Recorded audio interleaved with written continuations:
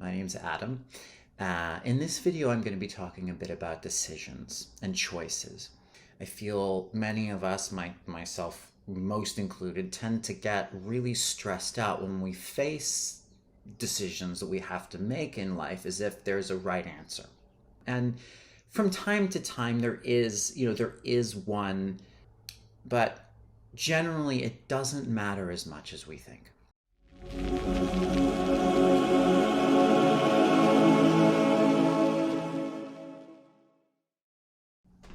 So let us say you're walking along your spiritual path, okay, and you come to a staircase and you're afraid. You're afraid to go up, but you want to grow. Your intention is to grow. What do? Do you go through the fear and go up the stairs? Is that the right answer? Or do you give in to the fear and run away? Your intention is to grow. Right. You go up the stairs. Or you run away from the stairs. Or you stop and you freeze, scared shitless, and you do nothing. If you want to grow, it really doesn't matter as much as we think that it does. Because what's going to happen if you run away from the stairs is things are probably going to get a little difficult for a while. Okay, there's going to be some challenges, some obstacles that come up. There's going to be some work that you have to do internally. And at some point, you're going to get through that. Your confidence is going to build. You're going to have some breakthroughs, and you get to the point where you're like, okay, I'm ready. Where are the stairs? And you're going to look beneath your feet, and you're already going to be at the top of them. Or you can take the action, go through the fear, walk up the stairs, and what's going to happen probably is things are going to get a little difficult for a while. There's going to be some challenges and some obstacles. You're going to have to do some work on yourself, and before you know it, you're going to be standing at the top of the stairs. Or you can do the third thing, which I've done plenty of times. You can freeze, scared shitless, fall to the floor, curl up into a ball, scream, cry, freak out, and what's probably going to happen is things are going to get difficult for a while. There's going to be some challenges and obstacles, some work you have to do on yourself, and before you know it, you're going to get through that. You're going to stand up, you're going to be ready to go up the stairs, you're going to look beneath your feet, you're already going to be at the top of them. And in every single scenario, what's going to happen next is there's going to be another staircase, because that's the process, on and on and on. The lesson really being, at least energetically speaking, if you don't know where you're going, any path can take you there. But the reverse is also true. If you do know where you're going, any path will take you there. And this isn't to say that life is just, or the spiritual path is just filled with endless challenges, obstacles, and struggles. I mean, that it can feel that way for a while. It gets better and better and better, though. And eventually, I think we all can get to a point where life is really, really good the vast majority of the time. There is no right answer. And a lot of the struggle and the pain comes from the belief that there is a right decision, that there is a right and wrong, and that we're here to accomplish something. So in order to accomplish something, we have to go that way or that way. And in 3D, that does happen from time to time. But on a deeper level than that, there isn't an answer, and there isn't anything to accomplish, because what we're here to do is learn to love. And you can learn that any decision you make.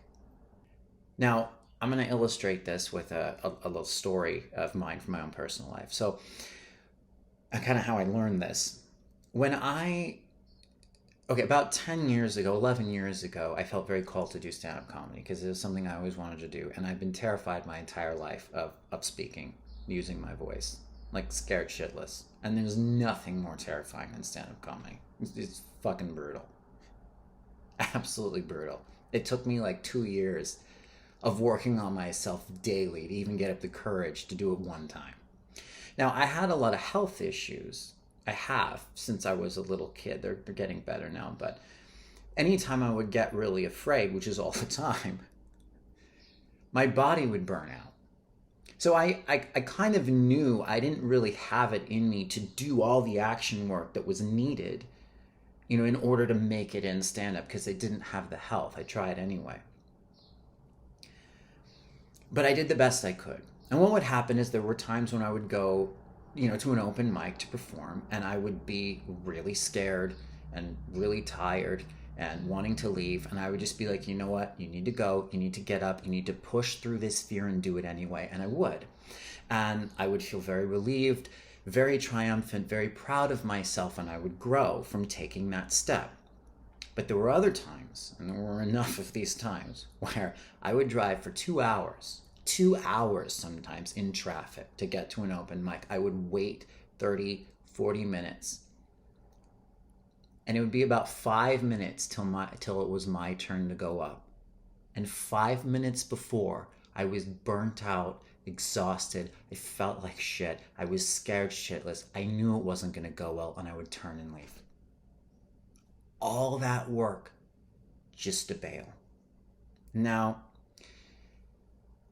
there are a lot of people who might say that I made the wrong decision, right? I should have pushed through it. I should have made myself do it anyway. And sometimes it is important to do that. Sometimes it is important. But what I found was, when I bailed, my tendency was to beat the shit out of myself. You're fucking weak. You're lazy. Like, you should have done it anyway. You shoulda. I felt horrible about myself. But I realized the more I forgave myself for that, the more I let myself off the hook, the more I learned the lesson I was trying to learn anyway. Meaning, either way, I learned it because I was being loving to myself. I was learning to love myself more either way, if that was my intention.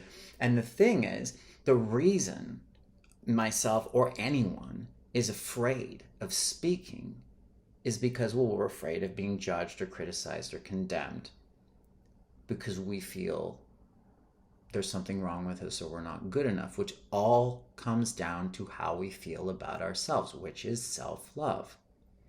So when I would bail and run away because it was too scary and I didn't feel well, and I was loving, that actually gave me what it was that I needed more of in order to have the courage to get up and push through the fear. Because there can be, if you're in a lot of trauma and you're always trying to take action through the fear, that can just re-traumatize you too. It's really about kind of, sometimes you go one way, sometimes you go another. But underneath it is understanding that if you have an intention to do something, it will happen either way. So, let go of the pressure of like, oh, I gotta do this, I gotta make the right decision, I gotta make the right move here. What's the right move? What's the right move? There kind of isn't one, ultimately. Now, before I wrap this up, I just want to, really illustrate clearly for people who are maybe a little confused. I'm not saying, there aren't paths in life that you don't want to go down. So for someone who's watching this and is maybe like, well, I have a habit of being in abusive relationships, and if I have a choice between this person and this person, and this person might beat the shit out of me, how are you saying that doesn't matter? Well, it does, but that's a different level of the decision-making process, and that's for another video. For people who maybe want a little more insight onto how to make those kinds of decisions in life, human design is really good.